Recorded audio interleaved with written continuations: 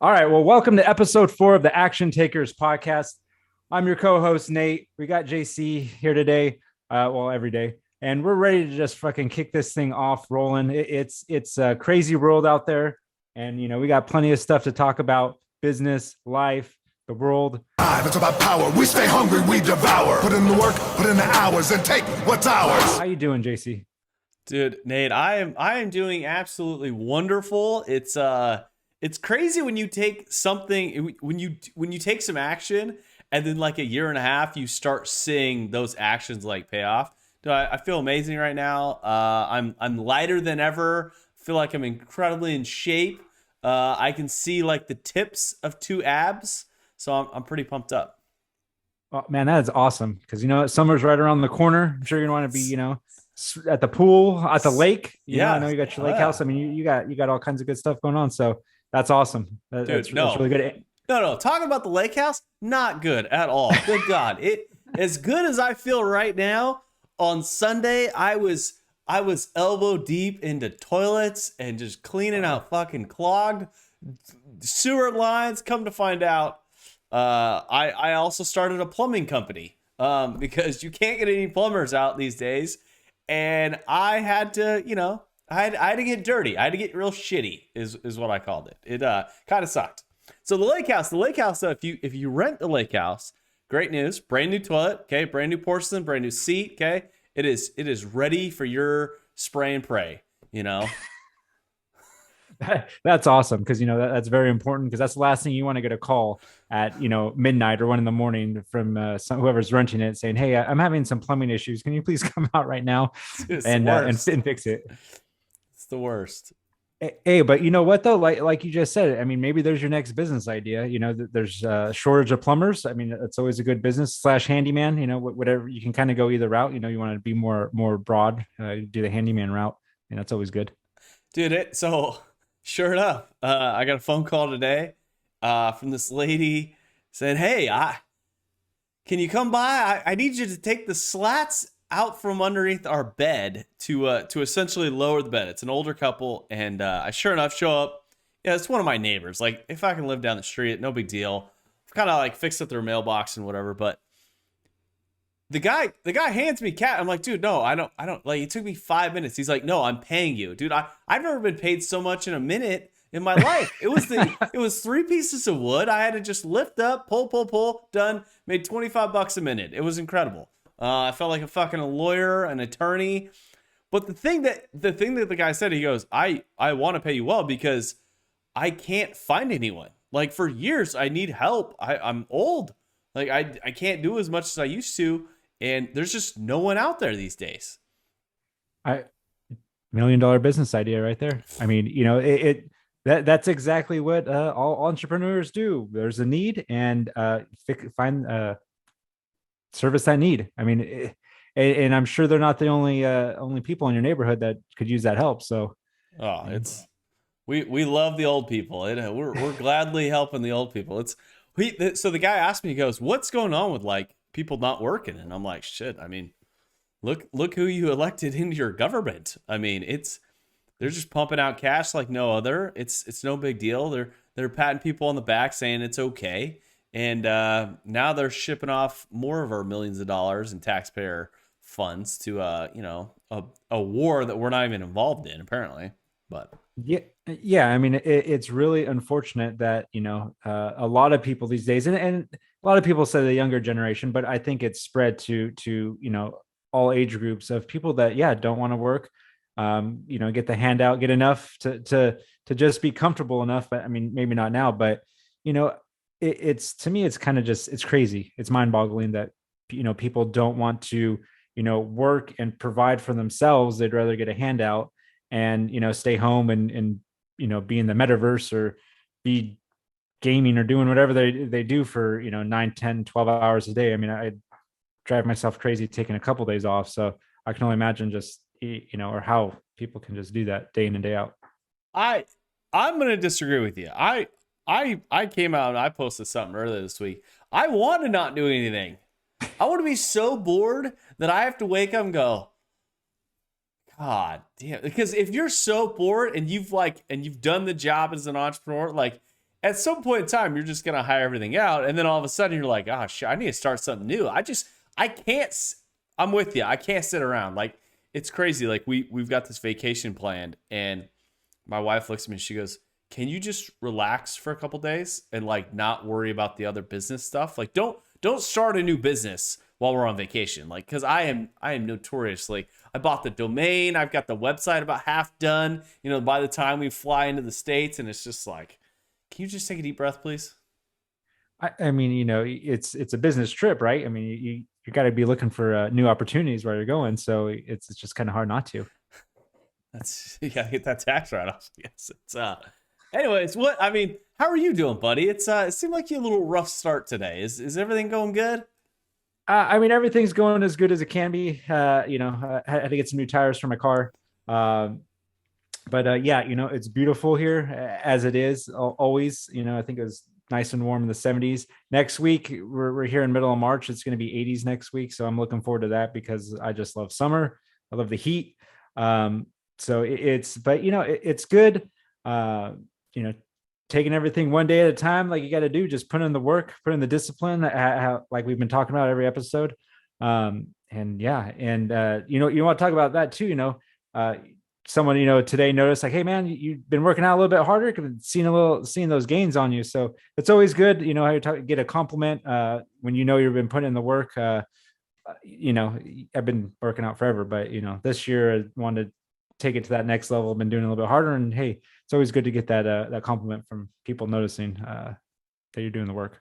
So yeah, it feels good. Did you got to try this? I'm on this new diet. I started watching all these bodybuilders, and they kept talking about this carnivore diet, and so I've been trying it for the last couple weeks. It's been challenging on the old septic system, but it's dude, I've been shedding weight. Like they're like, stop eating carbs and just eat protein and fruit, and you're totally good. And I've never felt any better. Like I'm hungry all the time, but I eat a lot of meat, but it's pretty amazing. You got to think about it. Any crazy diets that you ever done? Nothing crazy, but no, I've heard of that diet. I follow Mark Bell, so he's big on that diet, the carnivore diet, and yeah, I mean it looks interesting. Is this all red meat, or is it just include chicken and fish, everything? So the carnivore section of it. So like there's two forms of this diet. You can either do like pure carnivore, which from what I was reading, Joe Rogan did it for a month, and he goes, I almost shit myself multiple times, and I needed some fiber. I needed something to like kind of slow the protein gut.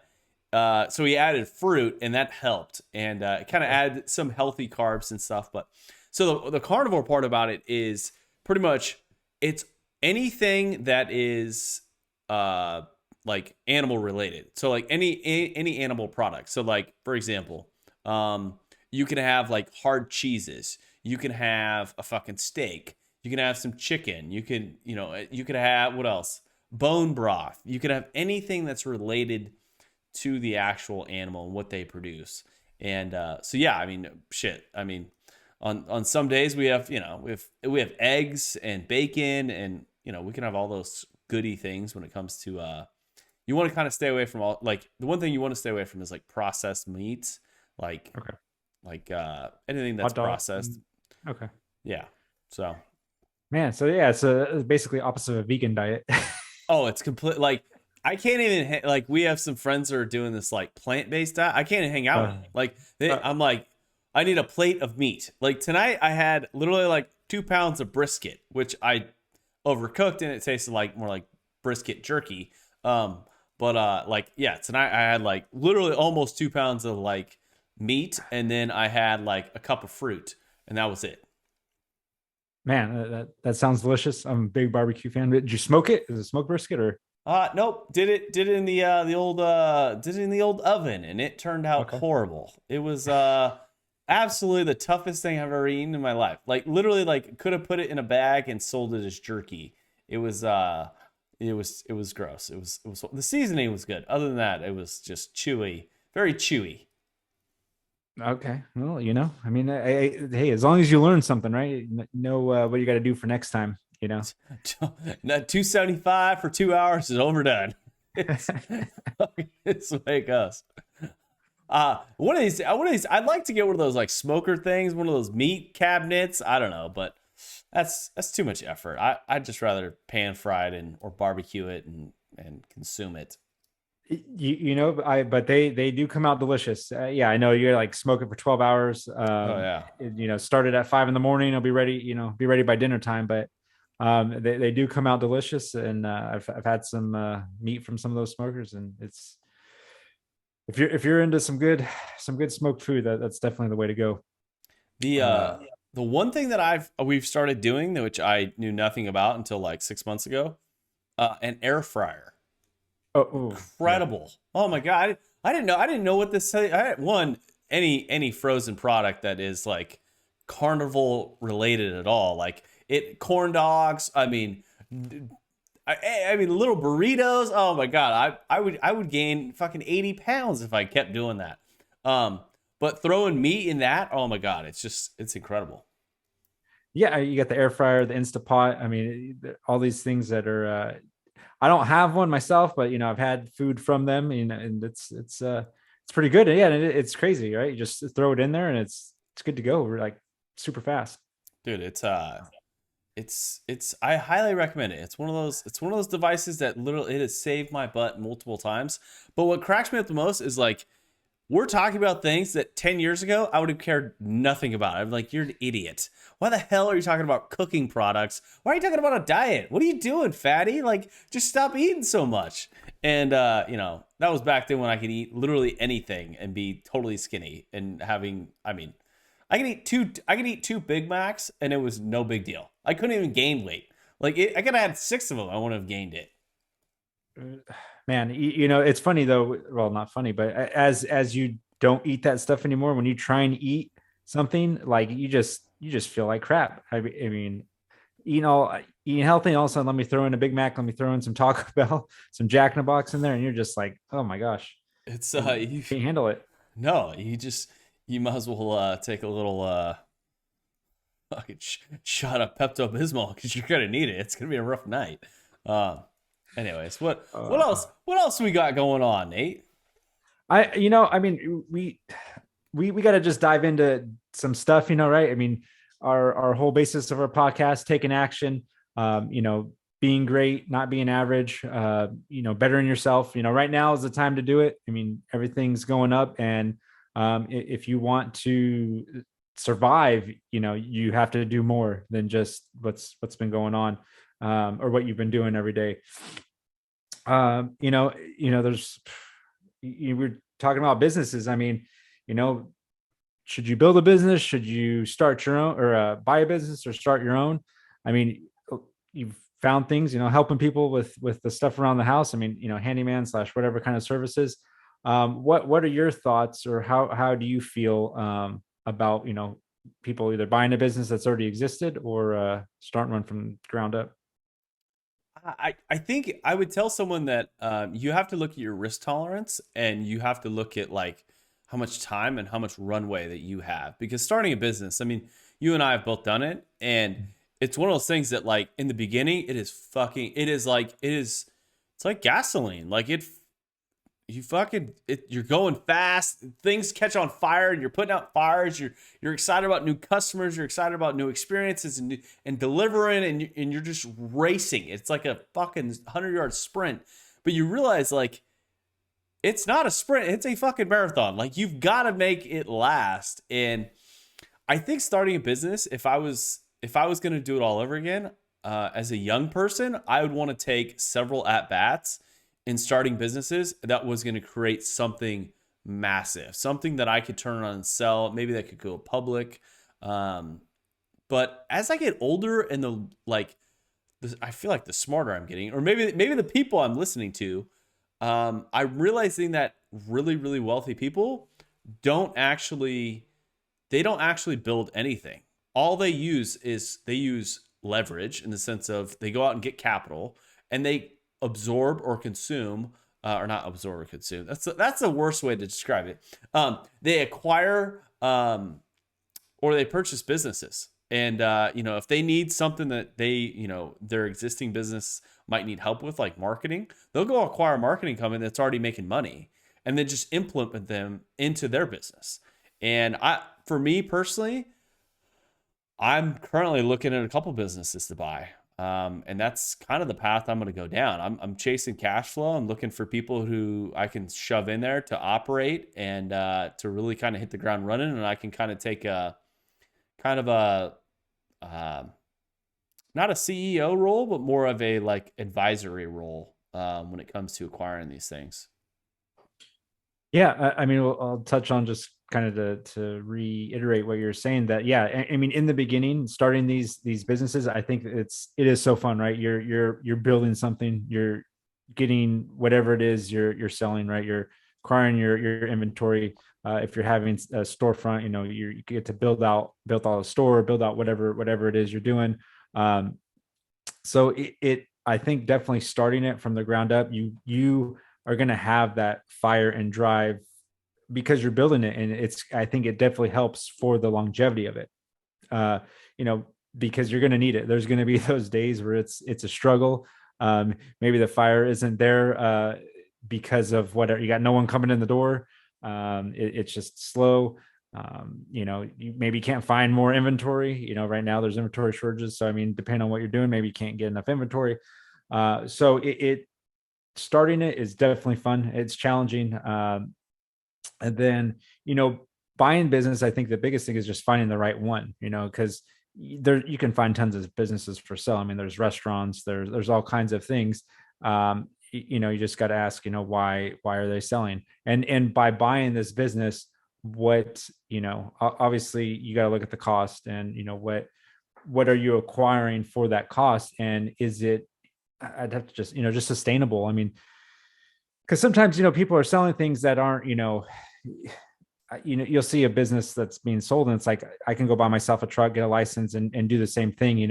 What are you really buying? Are you buying the customers? Are you buying vehicles? Let's just say it's a plumbing company that you're buying their trucks, they're all their equipment already. There's a lot of restaurants for sale, right? So and sometimes they're selling it, but you're into a lease, so you're really just getting some of the equipment that's in the restaurant. So it's the same thing. You spend a bunch of money in a restaurant, but I mean, what are you really getting where you can just go start your own for maybe half the startup cost? So you really just got to look at everything, how much they're already making.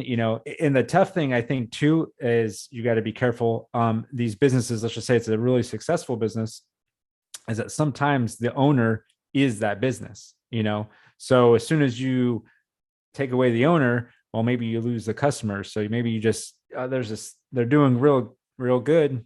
You purchase this business for this large amount because it is real successful, but that owner is the business. So you lose that owner, then maybe you don't have the same amount of sales. You lose half your customers, then you're just not didn't think it was as good as it you thought it'd be.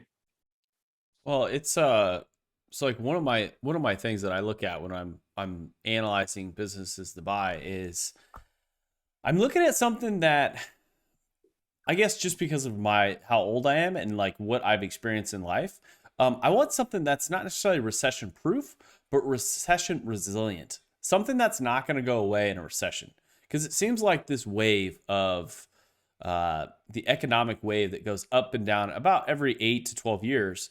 It just seems like it's going to hit, and it just I don't want to buy anything that's going to go out of business, and I want a proven track record, and I want to be able to really identify and be able to have the evidence that this business is actually producing what it needs to produce. Now, do I think a restaurant is a great business? I have no idea. Would I ever want a restaurant? Absolutely not. It sounds horrible. I've worked in restaurants. There's a lot of logistics, and you need a lot of people, and you need a cool culture, and it's just a lot of effort. I'm chasing things like boring businesses. I'm chasing things like, I'm looking at laundromats. I'm looking at HVAC companies, plumbing companies, anything that already has systems and processes in place where I can go in and go, hey, who's leading this train? Oh, it's Bill over there. All right, Bill, come into my office. Let's chat. When I look at businesses like that, I'm looking for like the existing infrastructure and the existing marketing and sales that's already in place where I can just step in, immediately take a paycheck, immediately have cash flow, immediately not be worried about paying the bills, and then adding, some of the things that I'm good at. If it's marketing, copywriting, sales, if it's just interacting and creating a better culture, that's kind of my thought process and some of the businesses that I'm looking at.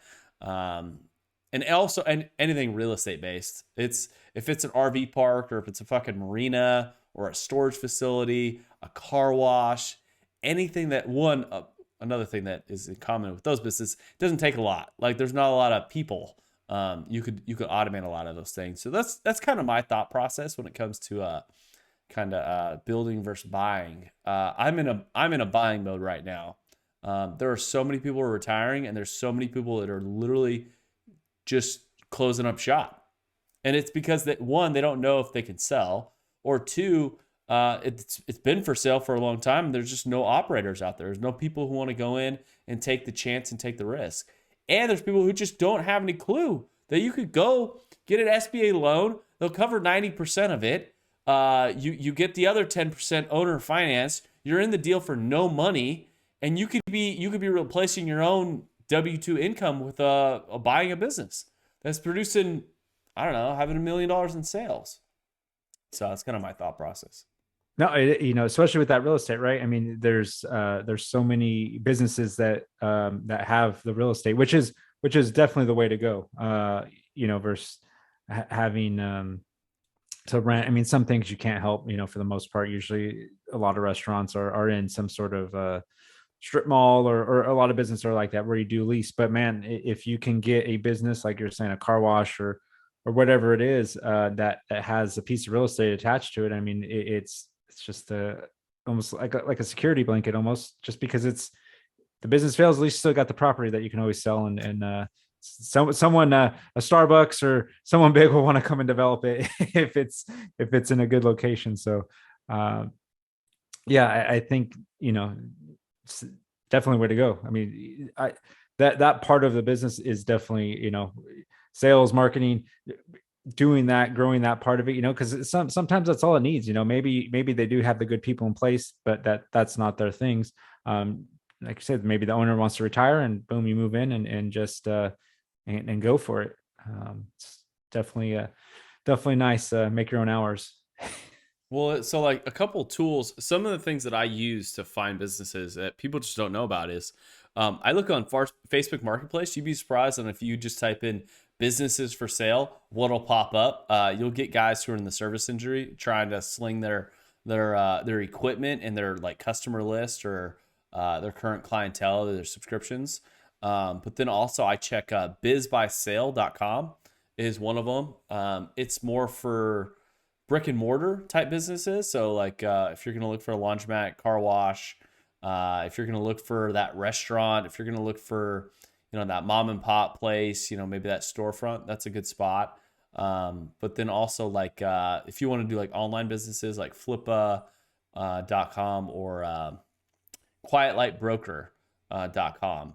So Flippa and Quiet Light Broker, I look at those.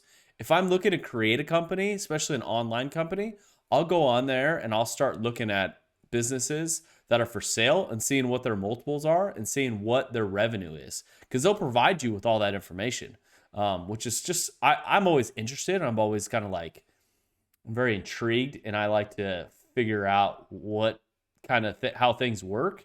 I'm just naturally curious like that. So that's those are some tools and resources that you can go on and kind of search and figure out, what's for sale out there. Definitely. And then there's always the tried and true, Craigslist. There's oh yeah, Craigslist. you can't forget about that one. Craigslist. Yeah, it's a fucking $1 billion company, and we always forget about it. It just cracks me up.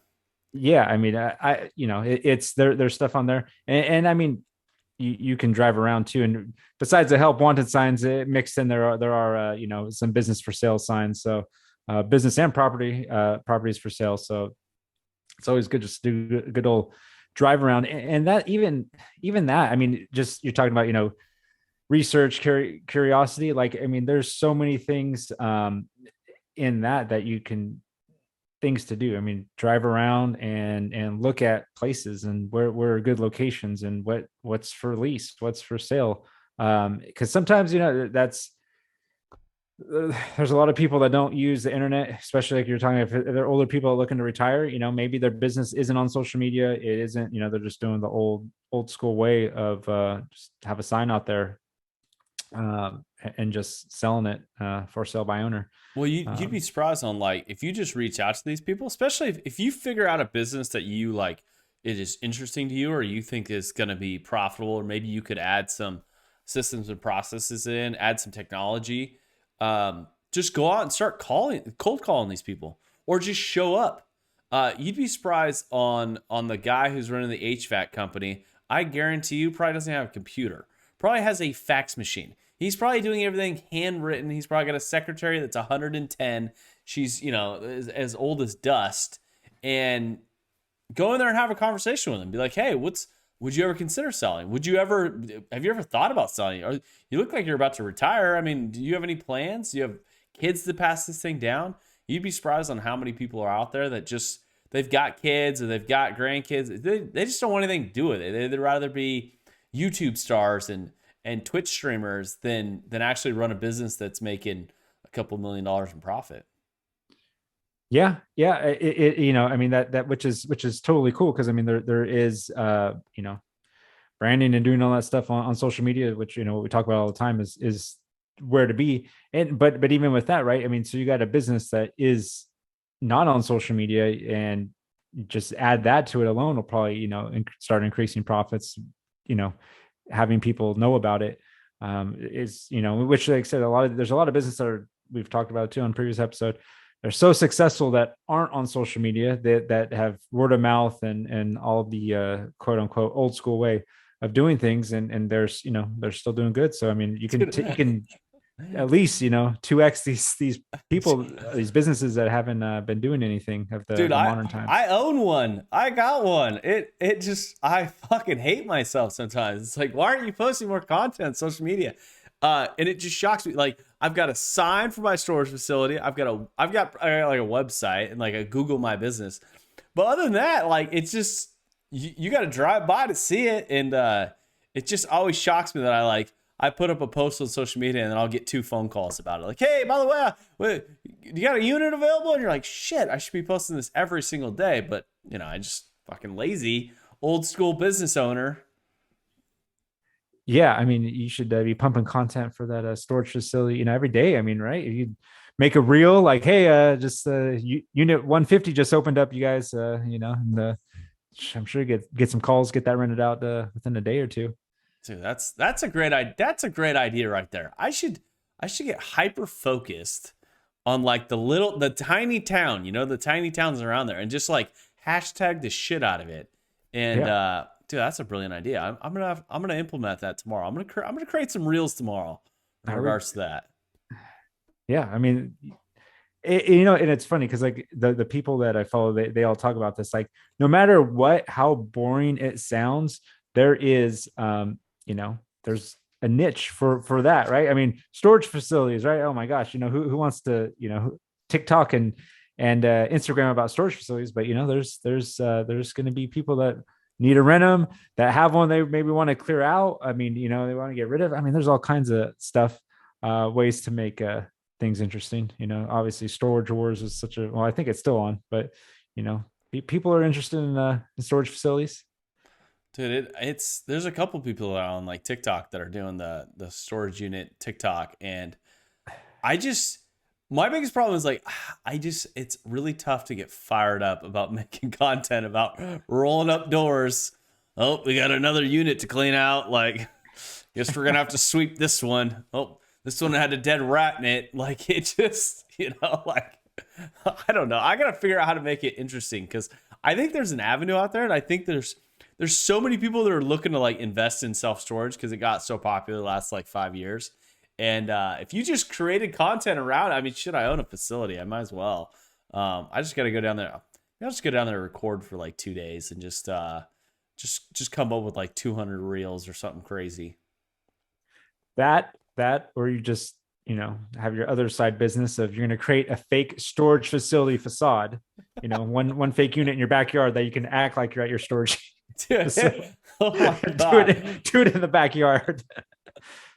it that's genius right there. That's a little play off our old jet photograph or jet photography studio. Yeah, I mean, or just green screen it, actually get set up in the garage, just green screen it, and there even easier. You can just go from your storage facility, go to your lake house, go to all your different things that you got to make some reels for. Dude, it's just turning the camera on and fucking hitting record. It's that easy. What do you know anyone that can edit videos? That's one of I realized one of my biggest problems with producing content is the editing part of it. Dude, I made a couple of shorts, reels, whatever you want to call them, TikToks, and I added all the text, and I did different letters and fucking colors and fonts and emojis. And I made this 12-second clip, and it took me 40 minutes to make. I wonder if there's any I don't know, high school kid that wants to I don't know, chop up this podcast and throw it on YouTube or throw it on TikTok. Yeah, I mean, I'm trying to learn it myself because I mean, there are, right. There's I think, is it Fiverr is one of the websites that you can pretty much get people to do contract them for different jobs for stuff like that. I mean, and so there's those places out there, but yeah, I mean, that's on top of high school or even people that are in college, that's what they're going to school for. So there's those resources out there, but it's always fun, a challenge, to learn something new. And I think even too, sometimes I know I overthink it, and a lot of people, we just overthink the content. I mean, it is as really simple as just turn the camera around and record and put it out there, because people can relate to that. If say if a couple times, say a couple times, I mean, we all do that. We get better the more we do the videos, the more we do our podcasts, the more we're on video. And I think it's just a matter of doing it. There's so many people that don't want to do it, or you do it and then you look at it, oh, let me record it again, record it 10 times, and then eventually I'm just not going to do it, not going to post it. So it's just really getting over that, it's fear or, worried about what people are going to think about it, and just throwing the content on there. Obviously you don't want to just throw crap on there, but you want to have it a little appealing to your audience that you're trying to target. Just make it consistent. So if anyone's listening to this and they want a job, I will hire them. I will hire them immediately to start editing some of these videos. I will pay you in experience, motivational speeches and high fives. On a serious note, seriously, if you know someone or has someone in mind that wants to edit some videos, who want to kind of get started in social media marketing, that kind of thing, don't hesitate to reach out to us. Yeah, leave a comment. We forgot to say, don't forget to subscribe, follow.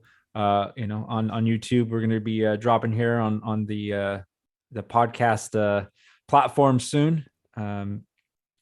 But yeah, and we appreciate all the views that we have. I haven't checked in a couple of days, but hopefully we're getting into the total amount. Maybe 30 or 40 views. We're getting up there now. Triple digits. Soon enough, we are coming for triple digit views, dude. Hopefully, it's tough to grow on there, but you just got to produce the content, which is just we're on our way. We're on our way. What's Dave? I was kind of tinkering around and stuff, and I at times waste time by looking at other businesses tools and stuff, and I'm always intrigued on what people actually use on a day-to-day. What is one of the things that you use for your business? What is there a certain tool or software or something that you just, or a trick that you might have that you can share with everyone? I mean, I want to say, tools. I mean, obviously social media, having a website that can capture leads, so, a form for people to fill out, that are interested in your product is, something we use and that, get leads from that. But, it's what I've talked about, just interacting with potential customers or your customers, having being accessible either via social media, via cell, via email, via phone.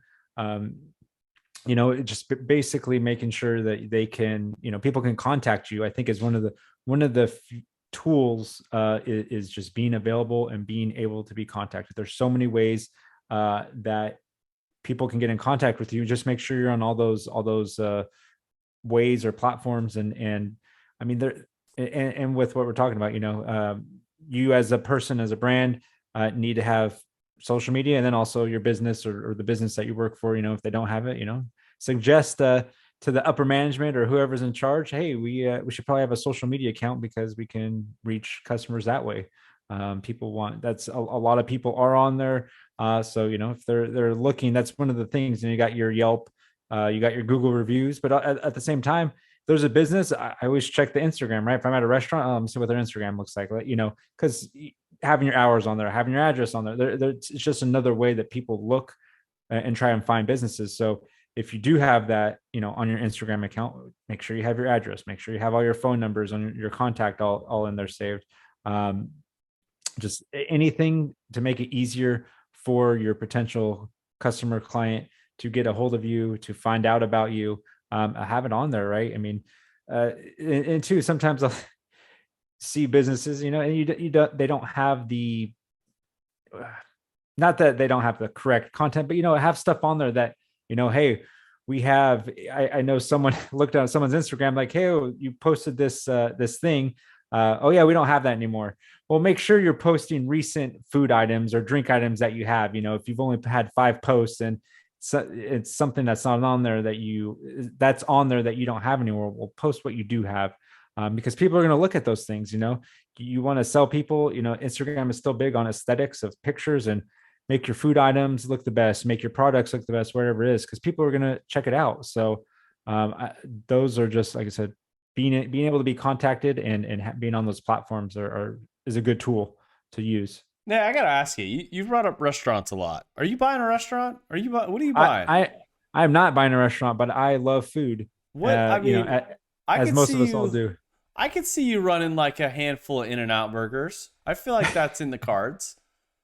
No, you know what? If I did, I would want to make it more of a definitely like a sit down restaurant. You just having an experience. Like what? Give me an example. Like what kind of food you serving?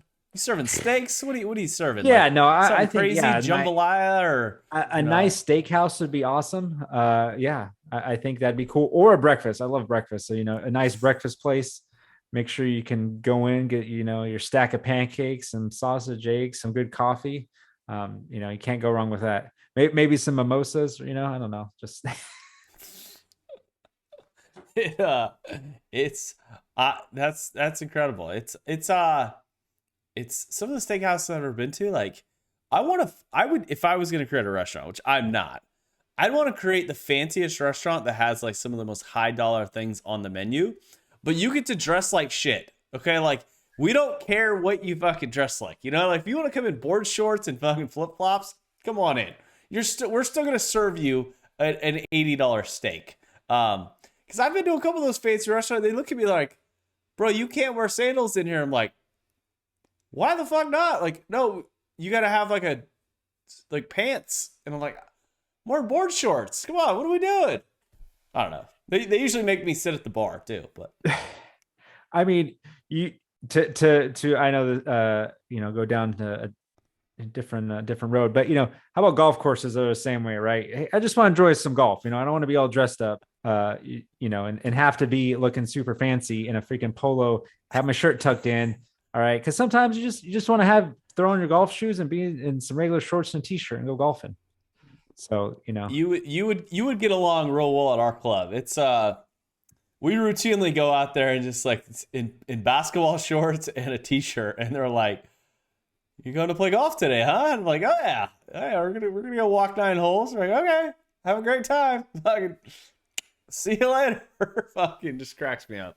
Because yeah, there's golf clubs up there that are like, oh, make sure your shirt's pressed. You get, no hats inside the clubhouse. The fucking shoes have to be shined.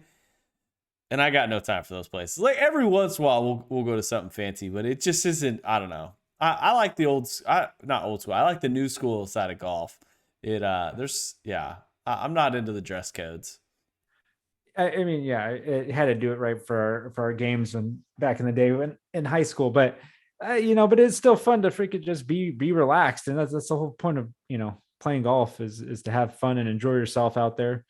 So yeah, sometimes when it's a little too uptight, it definitely takes away from the fun of the 4 hours or 5 hours of just going out there to play some golf. Oh, fucking 6 or 7 hours of just pain, following the slowest group in the world. Yeah, I'm with you, man. It's pretty incredible. But all right, well, we're at 40 minutes, 41 minutes. What else you got? You got anything else? Oh man, you know what? We can go freaking 2 hours if we wanted to.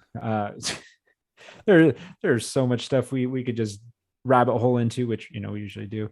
Uh, yeah, I think just to final words, final notes is just keep putting in the work and being disciplined and doing the little things. Who knows where things are going?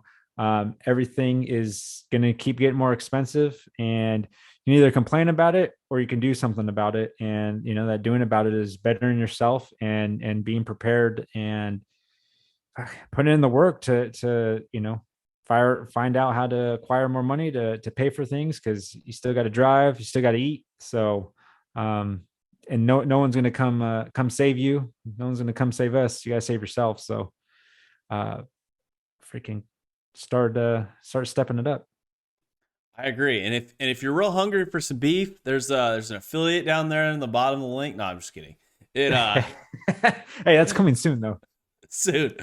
We'll have one of those boxes sponsoring the show where we're giving away free meat. Because big hearty steak guy. Anyways, yeah, no. On that note, Nate, I mean, I completely agree with you. It's one of those things that the people the squeaky wheel doesn't get fed, or what is that the saying? That's not the saying. The squeaky wheel gets the grease. Yeah, the closed mouths don't get fed. I think Jay-Z said that, and I just realized that, like, if you don't step up and if you don't take some action and if you don't speak up and just every once in a while just open your mouth and just kind of ask a question that is kind of scary, you might be surprised on what the answer actually is. I heard a story earlier today about Kanye West. He was running out of studio time. He wanted to be specifically just a rapper, and he's helping Jay-Z in the studio. And instead of paying Jay-Z for like studio time, and like he just like, hey, like Jay, you care if I rap for like 6 minutes in front of you? He's like, sure, I guess. And then all of a sudden, like that 6 minute rap, part of it was cut into one of Jay-Z's records, and it got Kanye West's like start. And it just, one of the things that, Jay-Z said was like, if he would have never asked, fuck, I'd have never said it. I would have never suggested it. He'd never been on the track. I wouldn't have been on his track, and there wouldn't have been the deals that have been made. And it just reminded me that, the actions you take right now, immediately when there's an opportunity, just speak up and go after it and do some cool shit. Agreed 100%. Yeah, I mean, you got to open your mouth, you got to say something, you got to ask, put yourself in those uncomfortable situations, because it is, especially asking. I'm sure it was uncomfortable, it was stressful to ask that, and you got to sometimes you got to ask, make the call, knock on the door, whatever it is, to put yourself out there. And that's what you got to do, put yourself out there. And it is tough, it's hard. Even when you put yourself out there and you think you've done it a couple times, it does get slightly easier, but it's still always tough. So no, you're not alone doing that. And everyone struggles with the same stuff. All right, Nate. Well, let's wrap it at that. We got a few topics that we'll touch on next week. I'm sure we'll add to the list of craziness that we'll talk about. Really appreciate it, buddy. And we'll talk to you next week. All right. Sounds good. Cheers, buddy. It's about drive, it's about power. We stay hungry, we devour. Put in the work, put in the hours, and take what's ours.